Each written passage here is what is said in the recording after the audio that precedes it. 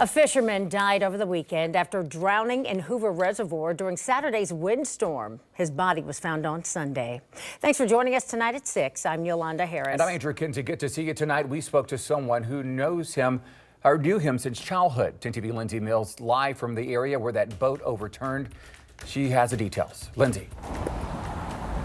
Yolanda and Andrew, 44-year-old Shane Henderson's body was pulled from this water behind me. I spoke to his childhood friend today who says he died doing what he loved most.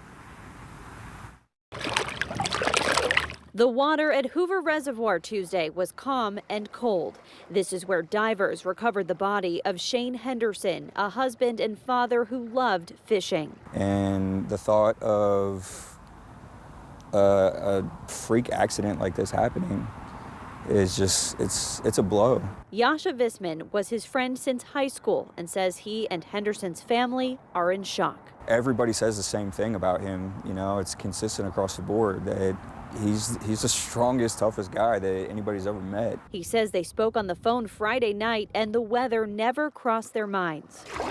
Lived in Columbus all my life, and every time I've been to Hoover Dam and I've driven by Hoover Dam, you know, the water never looks anything worse than that. On Saturday, wind speeds reached over 60 miles per hour. Some people may kind of have that perception, you know, that it was irresponsible. I don't think it was. You know, I think he's just used to, you know, coming out the other end okay, because he's been doing it his entire life. And I don't think for one instant, you know, he was worried or in doubt of, you know, his ability to get himself out of that situation. Visman says the focus now is on supporting Henderson's family. He leaves behind a wife and 2 daughters.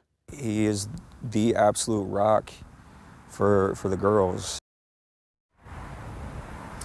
The Ohio Department of Natural Resources says high winds caused the boat to capsize. There was one other person inside the boat who made it back to shore safely. Live in Westerville, Lindsay Mills, 10 TV News.